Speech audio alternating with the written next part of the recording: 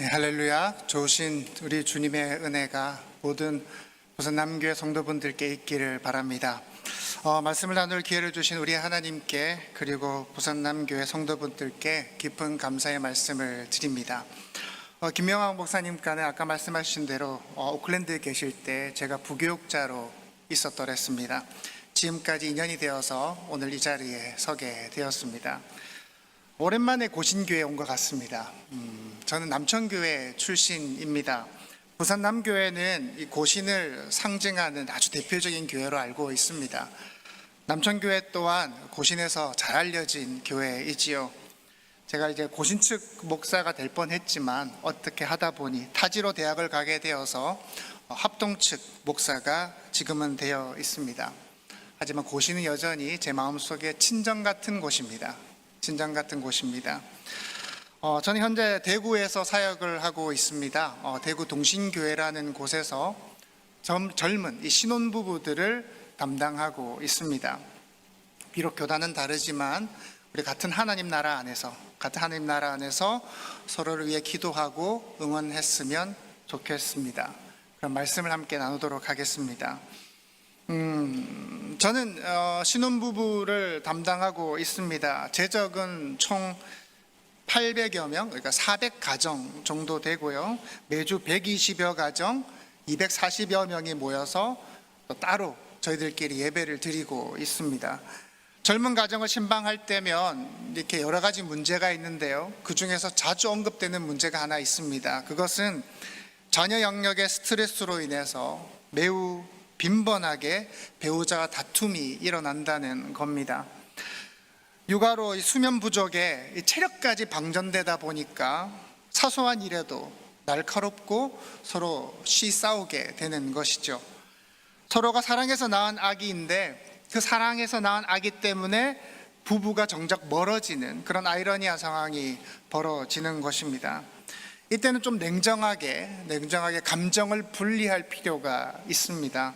아이 때문에 생기는 짜증을 이 배우자에게 내어서는 안 되는 겁니다. 분리해야 되는 것이죠. 아이는 아이, 그리고 배우자는 배우자. 근데 우리가 사람이다 보니까 이게 참 쉽지가 않습니다. 배우자는 함께 양육을 하는 동역자이죠. 그런데 만만한 게 남편이다 보니까 자꾸 이제 남편에게 화를 내는 겁니다. 또 남편은 하루 종일 일하고 이제 파김치가 되어서 집에 들어오지 않겠습니까? 근데 괜히 자기한테 화를 내니까 또 맞서는 겁니다. 싸움이 점점 커지는 것이죠. 나는 안 힘든 줄 알아? 내가 직장에서 어떠한 수모를 당하고 왔는 줄 알아? 그렇게 목소리가 커져갑니다. 이 스트레스가 아이에게서 받은 스트레스, 외부에게서 받은 스트레스, 그 스트레스가 서로에게 향하는 것이죠. 우리는 살면서 많은 일들로부터 분노하고 또 스트레스를 받습니다. 학교에서는 학업 스트레스가 있고 직장에서는 직장 스트레스가 있지요. 또 인간관계에서 오는 그 스트레스가 보통이 아닙니다. 너무너무 힘듭니다. 뉴스에서 전달되는 그 수많은 사건들을 보면서 우리는 또 분노합니다. 국제 정세, 전쟁, 이 갈등들을 보면서 우리는 또 스트레스를 받고 분노를 합니다. 물가는 왜 이렇게 오르는지 모르겠습니다. 또 차는 왜 이렇게 막히는지 모르겠습니다. 오랜만에 부산에 왔더니 차가 어찌 그리 막히는지요. 몇 초만 지체해도 당장 뒤에서 빵 하고 경적을 울립니다. 요즘엔 층간소음 때문에 살인사건도 발생하지 않습니까? 이제 우리는 너무 많은 스트레스로 인해서 작은 일에도 그 분노를 참기 어려운 상황이 되어버렸습니다.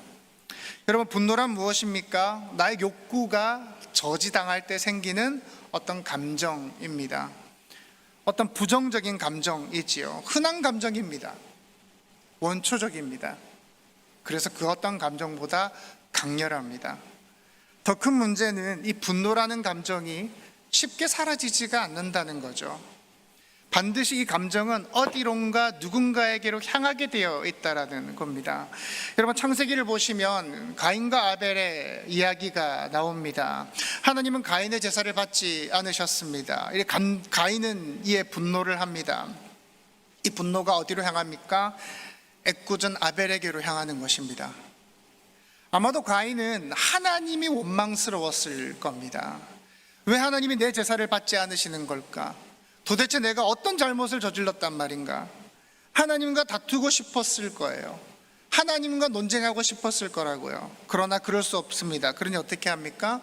동생 아벨을 대신 죽이는 겁니다. 괜히 알바생들에게 갑질하는 분들도 있지요.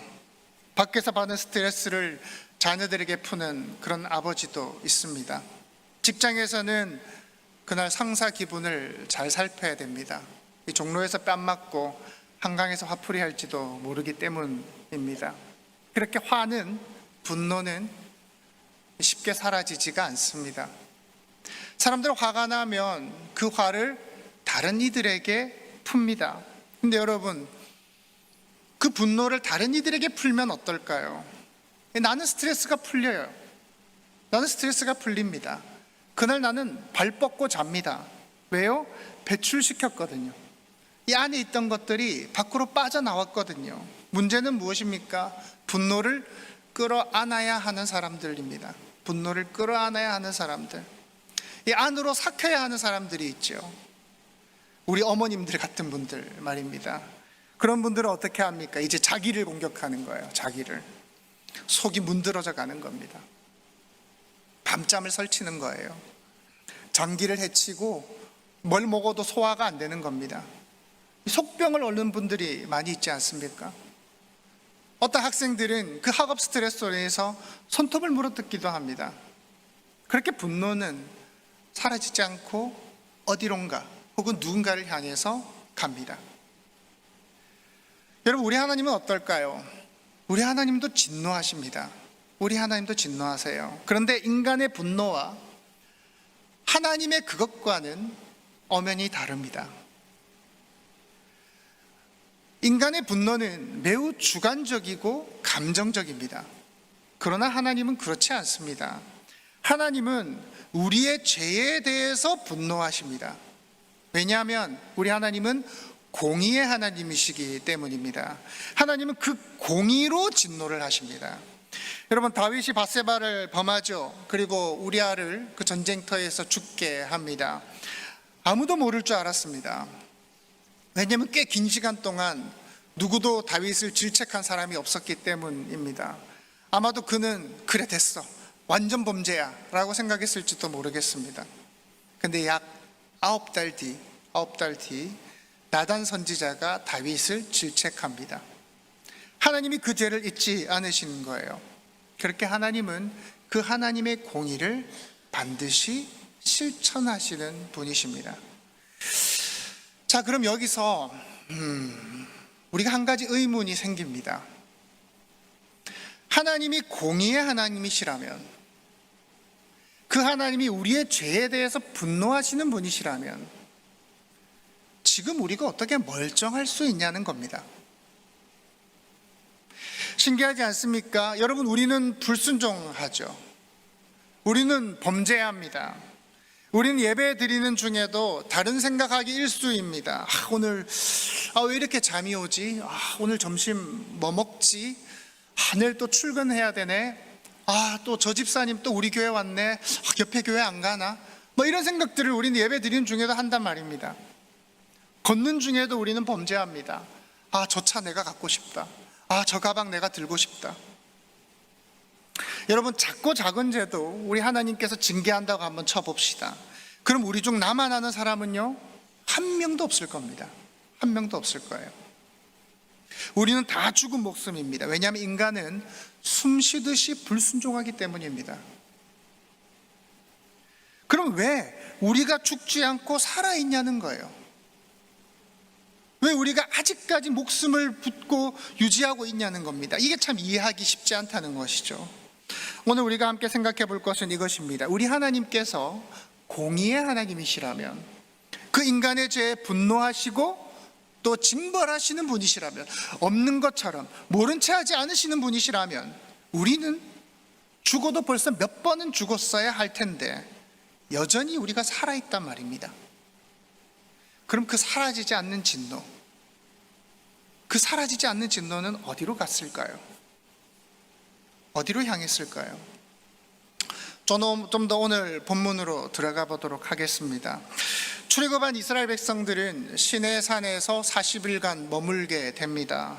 모세는 하나님으로부터 이제 여러 지시를 받게 됩니다. 성막은 어떻게 지을 것인가, 제사장의 직무는 무엇인가, 하나님을 어떻게 예배하고 섬겨야 하는 것인가, 이러한 것들을 받습니다. 그 중에서도 가장 중요한 것이 무엇입니까? 십계명입니다. 하나님은 친히 그 기록하신 십계명을 모세에게 수여하십니다. 자, 여기까지는 모든 것이 다 순조롭습니다. 그러나 그 시간 하나님께서 모세에게 하나님의 말씀을 주실 동안 산 아래에서는 전혀 다른 일이 벌어집니다. 바로 우상 숭배입니다. 모세가 산에 오르는 동안 산 아래 백성들은 점점 지쳐가기 시작을 했어요. 너무 지친 나머지 아론에게 우상을 만들 것을 요구합니다. 32장 1절입니다. 백성이 모세가 산에서 내려옴이 더딤을 보고 모여 백성이 아론에게 이르러 말하되 일어나라, 우리를 위하여 우리를 인도할 신을 만들라. 우리를 인도할 신을 만들라. 여러분, 사실 이 백성들의 요구가 이해되지 않는 것은 아닙니다. 그럴 수도 있다고 생각이 들어요. 여러분, 그렇지 않습니까? 모든 나라가 다 보이는 신을 가지고 있습니다. 그러나 하나님은 어때요? 보입니까? 보이지 않습니다. 우리 하나님은 들리지 않아요. 게다가 유일한 중보자 모세가 현재 장기간 부재한 상태입니다. 그러니 불안할 수밖에요. 내일이면 오려나 모레면 오려나 싶지만 벌써 40일이 지났습니다. 그러니 이렇게 말하는 겁니다.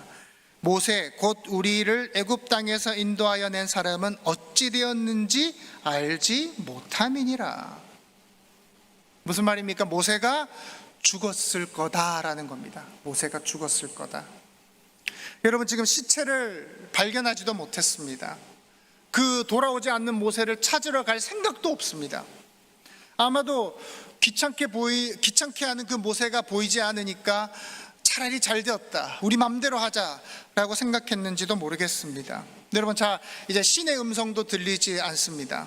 영적 지도자 모세도 없어요. 이 공허함을 채워줄 무언가가 필요한 것입니다. 그 해결책이 무엇입니까?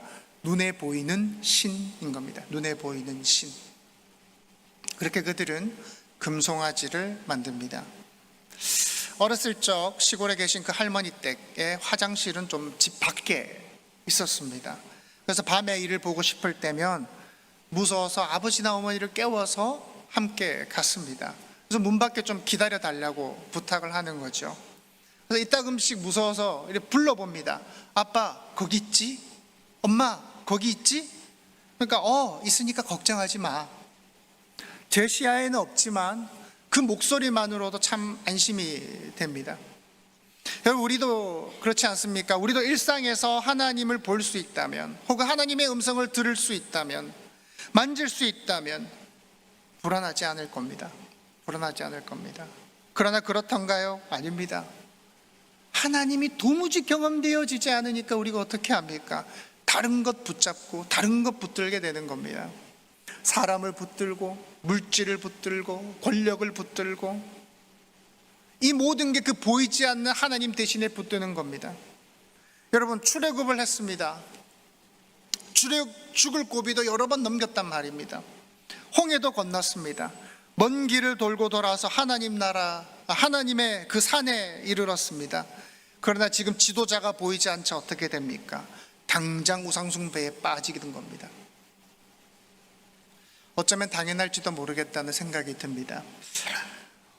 가까운 선배 목사님의 고백을 들은 적이 있습니다. 이분이 사역지를 옮기시면서 한 달 정도 쉴 시간이 있었다고 합니다. 가장 좋았던 게 뭐냐라고 물어보니까 새벽 기도를 안 해도 돼서 그렇게 좋답니다.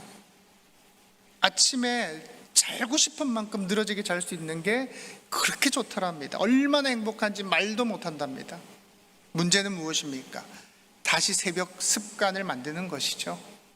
그건 또 얼마나 힘든지 이 허벅지를 꼬집어 가면서 몇 년을 나와야 겨우 잡힌다라는 것입니다. 여러분, 그렇지 않습니까? 경건의 습관을 만드는 데는 몇 년이 걸립니다. 근데 그 경건의 모습을 잃어버리는 데는 일주일이면 충분합니다. 여러분 마음속으로 무슨 그런 목사가 다 있어 라고 생각하지 않으셨으면 좋겠습니다. 잠깐이라도 하나님을 떠난 우리의 모습이 그렇다라는 겁니다. 잠시라도 우리가 경건을 소홀히 할 때, 우리가 잠깐이라도 예배를 떠날 때, 기도를 멈출 때, 그때 우리의 모습은 어때요? 죄인 그 자체라는 것이죠. 6절 마지막에 보시면 백성이 앉아서 먹고 마시며 일어나서 뛰놀더라. 여기서 뛰놀다에 사용된 짜이크라는 동사는요, 성적인 행위를 의미합니다. 당시 이방신의 제사에는 문란한 성행위가 꼭 있었습니다. 빠지지 않았습니다. 자, 지금 본문의 상황이 어떻습니까? 하나님이 받아야 할 영광, 하나님이 받아야 할 존귀, 찬양, 이 모든 것들이 잘못된 대상을 향해서 잘못된 방법으로 드려지고 있는 거예요. 마치 드라마 사랑과 전쟁의 한 장면 같지 않습니까? 아내는 남편의 퇴근을 기다리며 요리를 하고 식탁을 차리고 있습니다. 근데 그 시간 남편은 다른 여자와 외도를 하고 있는 그런 장면입니다. 산 위에서는 하나님의 은혜가 내려지고 있습니다. 같은 시각 산 아래에서는 음란한 우상 숭배가 벌어지고 있는 것입니다. 이 얼마나 안타까운 상황입니까? 여러분 한번 생각해 보십시오. 이스라엘 백성들이 누굽니까? 이스라엘 백성들이 누굽니까? 10가지 재앙이 내리고 홍해가 갈라진 것을 두 눈으로 똑똑히 본 사람들이라고요. 물이 벽이 되고 그 사이로 마른 땅을 걸어갔던 사람들이라고요. 여러분 우리 생각에 이쯤이면 이 목에 칼이 들어와도 믿음 지켜야 되는 게 정상 아닙니까? 이 믿음이 변한다는 게 말이 됩니까? 여러분 지금 시련이 닥친 게 아니라고요. 큰 일이 벌어진 게 아닙니다. 고난이 찾아온 게 아닙니다. 단지 모세가 며칠 보이지 않을 뿐입니다. 그런데 그들은 마치 죄인 그 자체가 되어버린 겁니다. 그런데 여러분 이 장면을 보시면서 이렇게 생각하시면 안 됩니다. 너희는 기적을 보았지 않느냐, 너희는 홍해도 건넜지 않느냐, 그런데 너희가 어떻게 이렇게 변할 수가 있느냐, 이렇게 생각하시면 안 됩니다. 또 이들을 보시면서 나는 그렇게 하지 말아야지, 난 절대 이렇게 되지 말아야지가 아닙니다. 왜냐하면 이게 우리 모습입니다. 이게 우리 모습입니다. 여러분 코로나로 인해서 한국교회가 어떻게 됐는지 다 보셨지 않습니까? 여러분 주중에 여러분이 어떻게 살아가고 있는지, 아무도 보지 않을 때 우리의 모습은 어떠한지 여러분이 더 잘 아시지 않습니까? 여러분 잠시라도 하나님이 경험되어지지 않을 때 우리의 모습이 이렇다라는 겁니다. 이스라엘 백성들은 우리를 대신해서, 우리를 대표해서 이 자리에 서 있는 것입니다. 그리고 한 걸음 더 나아가서 여러분 이 최악의 상황에서도 하나님께서 어떻게 은혜를 담아내시는지를 한번 보시기 바랍니다. 하나님은 급히 이제 모세를 내려보냅니다. 모세가 내려갔더니 어떻게 됐습니까? 난리가 났습니다. 그야말로 엉망진창이죠. 그 더럽고 추악한 음란한 제사를 본 모세의 반응이 어떻습니까? 19절입니다. 진에 가까이 이르러 그 송아지와 그 춤추는 것들을 보고 크게 노하여 손에서 그 판들을 산 아래로 던져 깨트리니라. 모세는 하나님이 주신 그 두 돌판을 산 아래로 던져버립니다. 그리고 그 두 돌판은 깨집니다. 여러분 한번 생각해 보십시오. 그 두 돌판은 어떤 돌판입니까? 여러분 등산하다가 그냥 기념으로 주운 돌판입니까? 하나님의 말씀이 적힌 돌판이라고요. 여러분 이 돌판이 얼마나 귀한지 31장 18절에 이렇게 설명합니다. 그 판은 하나님이 만드신 것이요 글자는 하나님이 쓰셔서 판에 새기신 것이더라. 하나님이 만드셨대요. 하나님이 새기셨대요. 그 귀한 것을 모세가 던져서 깨트려 버린 겁니다. 여러분도 보신 적이 있으실 겁니다. 흥분하면 눈에 뵈는 게 없는 사람이 있습니다. 재밌는 장면을 제가 본 적이 있는데요, 어떤 분이요 화가 너무 났는지 자기 차를 막 부수는 겁니다. 자기 차를. 그 사이드 밀러를 발로 차고 난리가 난 겁니다. 한참을 부수다 보니까 화가 풀리셨나 봐요. 정신이 돌아오는지 자기 차를 갑자기 막 쓰다듬더라고요. 아이고야, 내가 미쳤네 이러면서. 그런다고 차가 도로 펴지겠습니까? 그죠? 여러분, 우리는 모세가 다혈질이라는 것을 잘 알고 있습니다. 자신의 민족이 고통당하는 것을 보고 눈이 뒤집혀서 애굽의 관리를 쳐 죽인 일이 있었습니다. 그래서 오늘 본문을 보고 우리는 생각합니다. 아, 모세가 지성을 못 이겨서 그 돌을 집어 던졌나? 눈에 뵈는 게 없어서 손에 들려있는 게 뭔지도 모르고 그냥 잡히는 대로 혈기에 집어 던진 걸까 생각을 합니다.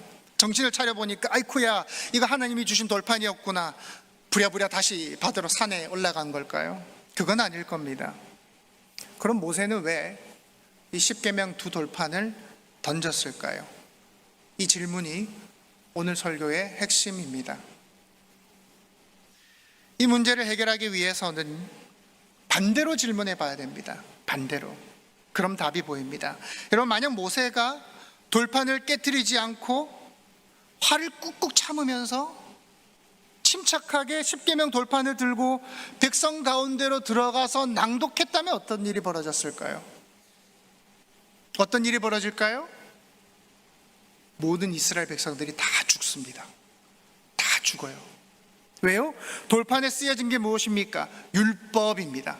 십계명입니다. 십계명의 내용이 무엇입니까? 제1은 너는 나 외에는 다른 신들을 내게 두지 말라. 제2는 너는 너를 위하여 새긴 우상을 만들지 말고 또 위로 하늘에 있는 것이나 아래로 땅에 있는 것이나 땅 아래 물속에 있는 것에 어떠한 형상도 만들지 말며 그것들에게 절하지 말며 그것들을 섬기지 말라. 제3은 너는 내 하나님 여호와의 이름을 망령되게 부르지 말라. 이 세 가지 계명이 모두 다 걸립니다. 엄밀히 말해서 네 번째 계명도 걸립니다. 네 번째 무엇입니까? 안식일을 기억하여 거룩하게 지키라. 여러분, 우상을 만들 때, 그들이 음란하게 즐길 때 아론이 이렇게 말하거든요. 5절에 보면 내일은 여호와의 절일이니라. 즉 거룩하게 지켜야 될 그날에 백성들이 음란하게 보내고 있는 것입니다. 그리고 여러분, 신명기 6장에 보시면 불순종할 경우, 그 말씀을 어길 경우를 이렇게 경고합니다. 너희는 다른 신들 곧 내 사면에 있는 백성의 신들을 따르지 말라. 너희 중에 계신 너희의 하나님 여호와는 질투하시는 하나님이신즉 너희의 하나님 여호와께서 내게 진노하사 너를 지면에서 멸절시키실까 두려워하노라. 여러분, 우상 숭배로 십계명을 어길 경우에 주어지는 형벌이 무엇입니까? 멸절입니다. 멸절입니다. 첫 번째부터 네 번째까지 다 어기고 있는 겁니다. 지금 이스라엘 백성들은 멸절당하게 생긴 겁니다. 만약 모세가 이 두 돌판을 깨트리지 않고 인내하며 침착하게 걸어 들어가서 백성들 앞에 낭독했다면 계약은 체결이 됩니다. 그 법이 적용이 됩니다. 그리고 백성들은 멸절당합니다. 지금 모세가 할 수 있는 것이 무엇입니까? 뭘 할 수 있습니까? 얼른 뛰어내려가서 일하지 마라, 멈춰라, 뭐하는 짓들이냐, 정신 차려라 하기에는 너무 늦습니다. 물은 이미 엎질러졌습니다. 이미 그들은 음란한 제사에 취해 있습니다. 정신을 못 차리고 있어요. 그런데 그들을 살릴 수 있는 단 한 가지 방법이 있습니다. 무엇입니까? 돌판을 깨는 겁니다. 지키면 은혜를 누리고 지키지 못하면 저주를 받는 그 계약서를 찢어버리는 것입니다. 이것이 모세가 백성들을 살릴 수 있는 유일한 길입니다. 물론 돌판을 깨트린다고 완전히 무효화되지는 않습니다. 모세가 다시 받으러 올라가지요. 그리고 3,000명이 죽임을 당합니다. 그러나 돌판이 깨짐으로 어떤 효과가 일어납니까? 잠시 그 집행이 유예가 됩니다. 본문을 살펴보시면 하나님께서 그 모세가 돌판을 깬 것에 대해서 하나님은 아무런 말씀을 하지 않으십니다. 왜 그 귀한 것을 네가 깨트렸느냐? 왜 내가 준 말씀을 경히 여겼느냐? 왜 네 혈기를 누르지 못했느냐? 어떠한 질책도 하지 않으십니다. 왜입니까? 모세의 행동이 비록 우상 숭배했을지라도 백성들을 살려내고자 하는 하나님의 마음과 공감한 것이기 때문입니다. 여러분, 우리는 이와 같은 장면을 어디서 봅니까? 예수 그리스도에게서 봅니다. 여러분, 예수는 누구십니까? 말씀이 육신이 되신 분이시죠. 요한복음 1장 14절입니다. 말씀이 육신이 되어 우리 가운데 거하심에 우리가 그의 영광을 보니 아버지의 독생자의 영광이요 은혜와 진리가 충만하더라. 그런데 그 그리스도께서 이 땅에 오셔서 축복만 하셨습니까? 여러분, 듣기 좋은 말만 하셨나요? 여러분, 무엇 때문에 오셨는지, 그리스도께서 왜 오셨는지 세례 요한이 명확하게 설명하고 있습니다. 길지만 한번 읽어보겠습니다. 마태복음 3장 7절부터입니다. 독사의 자식들아, 누가 너희를 가르쳐 임박한 진노를 피하라 하더냐? 그러므로 회개에 합당한 열매를 맺고 속으로 아브라함의 우리 조상이라고 생각하지 말라. 내가 너희에게 이르노니 하나님이 능히 이 돌들로도 아브라함의 자손이 되게 하시리라. 이미 도끼가 나무 뿌리에 놓였으니 좋은 열매를 맺지 아니하는 나무마다 찍혀 불에 던져지리라. 나는 너희로 회개하게 하기 위하여 물로 세례를 베풀거니와 내 뒤에 오시는 이는 나보다 능력이 많으시니 나는 그의 신을 들기도 감당하지 못하겠노라. 그는 성령과 불로 너희에게 세례를 베푸실 것이요 손에 키를 들고 자기의 타작마당을 정하게 하사 알곡은 모아 곡간에 들이고 쭉정이는 꺼지지 않는 불에 태우시리라. 예수 그리스도께서 뭐하러 오셨다는 겁니까? 심판하러 오셨다는 겁니다.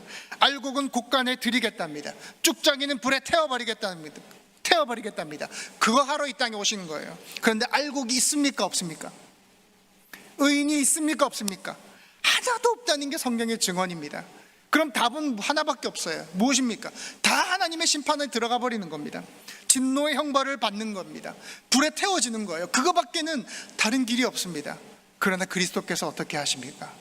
대신 죽으시는 거예요. 말씀이 스스로 깨어지는 거예요. 심판자 되셨던 그분께서 스스로 심판대 위에 오르시는 겁니다. 오늘 본문에는 그 장면이 명확하게 들어가 있습니다. 백성들을 심판하고 그들을 정죄할 근거가 되는 돌판이 대신 박살이 나는 겁니다. 여기서 우리는 은혜를 발견합니다. 여러분, 은혜란 무엇입니까? 은혜란 무엇입니까? 은혜란 내가 한 일에 대해서 내가 책임지지 않아도 되는 것을 말합니다. 은혜란 내가 한 일에 대해서 내가 책임지지 않아도 된 것을 말합니다. 성경이 말하는 하나님은 공의의 하나님이십니다. 그분이 공의롭다라는 건 반드시 정의를 베푸신다라는 것을 뜻합니다. 악인은 처벌하고 의인에게는 상을 베푸신다라는 거예요. 그러나 그 인간은, 우리는 이 하나님의 공의를 도무지 만족시킬 수가 없어요. 왜요? 죄 자체거든요. 죄 덩어리거든요. 율법은 우리에게 끊임없이 고발하는 겁니다. 죄인이라고, 구제불능이라고. 그런 우리에게 남은 건 저주입니다. 형벌입니다. 그러나 그럴 수 있습니까? 없습니다. 왜요? 하나님의 사랑이 그렇게 내버려 두지 않거든요. 그래서 하나님이 택하신 게 무엇입니까? 스스로 깨어지시는 겁니다. 자기가 깨어지시는 거예요. 하나님은 하나님의 진노를 자신에게 돌리기로 하십니다. 그렇게 십계명 돌파는 깨어집니다. 그 은혜로 이스라엘 백성들은 가나안 땅에 들어갈 수 있었고, 그 은혜로 우리는 지금 이 자리에 와 있는 겁니다. 여러분, 탕자 이야기 아시죠? 탕자가 실패하고 아버지께로 돌아왔을 때 아버지는 멀리서 그 아들을 보고 달려가서 아들을 안습니다. 근데 여기서 사용된 안다라는 단어가 단순히 포옹이 아닙니다. 위에서 덮치다라는 뜻입니다. 위에서 덮치다, 황급히 덮는 것을 의미합니다. 탕자는 가족들뿐만 아니라 마을의 수치입니다. 아버지를 죽은 것으로 여겼기 때문이죠. 그래서 신명기 21장에 보면 패역한 아들을 돌로 쳐 죽여라 라고 나옵니다. 그래서 탕자가 나타나면 마을 사람들이 다 돌을 집어 던지는 겁니다. 죽이려고. 죽여서 그 중에서 악을 제해야 되거든요. 그 탕자의 비유에서는 아버지가 달려가서 자기 몸을 덮습니다. 이유가 무엇입니까? 내가 대신 돌을 맞겠다는 겁니다. 돌을 던지려면 나에게 던지라, 나에게 던져라 라는 것입니다. 제 부끄러운 이야기를 좀 하려고 합니다. 제가 전도사 시절 광안리에서 사역했을 때입니다. 30살 정도 되었을 때일까요? 책 한 권 읽은 사람이 제일 무섭다고 하지 않습니까? 그죠? 이제 막 신대원에 입학해서 자기 의로 가득 찼을 때입니다. 제가 가장 의로운 것 같고 제가 가장 신앙이 좋았었던 것 같은 그런 때였습니다. 제가 얼마나 많은 사람들을 정죄하고 다녔는지 모릅니다. 마치 바리새인처럼 제가 살았습니다. 주일 예배 담임 목사님께서 설교를 하셨는데 그날따라 목사님 설교가 제 귀에, 제가 듣기에는 잘못된 설교로 들리더라고요. 아마도 목사님께서는 이 성도들을 이해하고 목회적 관점으로 하셨던 그 말들이 신대원생이었던 저에게는 타협하는 말로 들렸던 것 같아요. 저는 칼을 갈고 준비를 했습니다. 그리고 수요 예배 똑같은 본문으로 이렇게 설교를 했습니다. 지난번 담임 목사님 설교는 틀렸습니다. 그 본문은 이렇게 해야 맞습니다. 사람들 표정이 어땠는지 아십니까? 딱 이랬습니다. 딱 이랬습니다. 지금 생각하면 정말 죄송합니다만 미쳤죠. 상상할 수도 없는 일이 벌어진 겁니다. 아무리 당돌해도 그 선을 넘은 거죠. 당장 끌려내려가도 할 말이 없는 일이었습니다. 성도들 앞에서 담임 목사님 얼굴에 먹칠을 한 겁니다. 목사님께서는 저에게 그날 아무 말도 하지 않으셨어요. 아무 말도 하지 않으셨어요. 주일이 되었습니다. 그리고 주일 이렇게 설교를 시작하셨습니다. 지난주 정학 전도사님이 제 설교를 바로잡아 주셔서 감사합니다. 여러분, 정학 전도사는 참 기대되는 목회자입니다. 정학 전도사가 훌륭한 목회자로 자라날 수 있도록 여러분이 계속 응원하고 기도해 주시기 바랍니다. 아무리 철없다 해도 섭섭하다, 네가 어떻게 그럴 수가 있냐, 네가 어떻게 그런 말할 수가 있냐, 한마디 하지 않으셨어요. 담임 목사님이신 당신께서 깨어지셨습니다.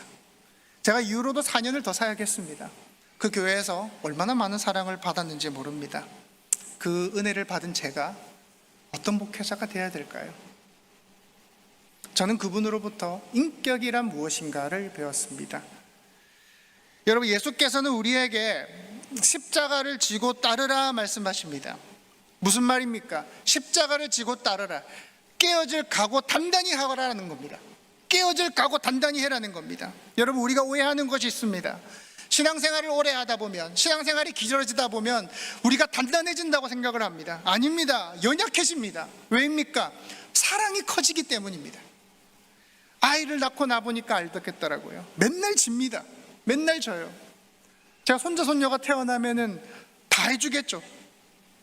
여러분, 믿음이 커지면 커질수록, 깊어지면 깊어질수록 사랑도 커지고 내가 깨어질 일이 많아집니다.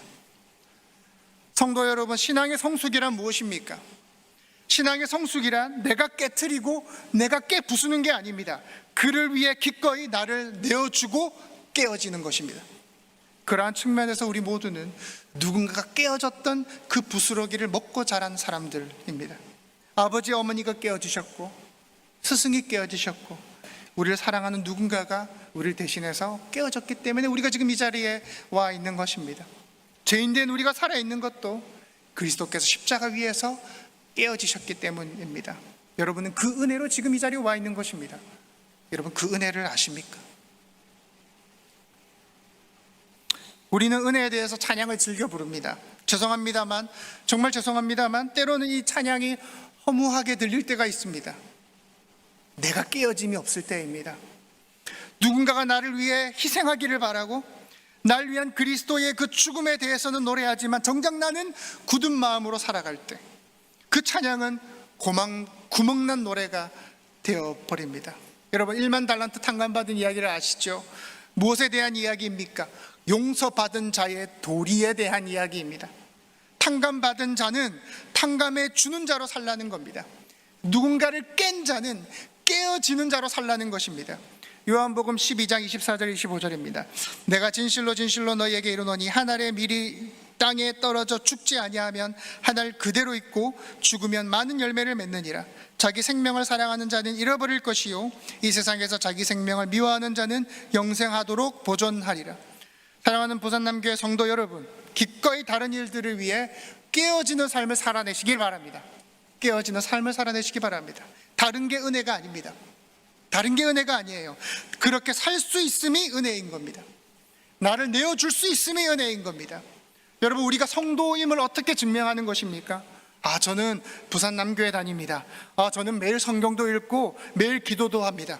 물론 이것도 중요합니다. 너무너무 중요합니다. 그러나 죄송합니다만 그것이 여러분이 구원받은 성도임을 증명해내주지 못합니다. 구원받은 성도는 내가 누군가를 위해 깨어질 때 증명이 됩니다.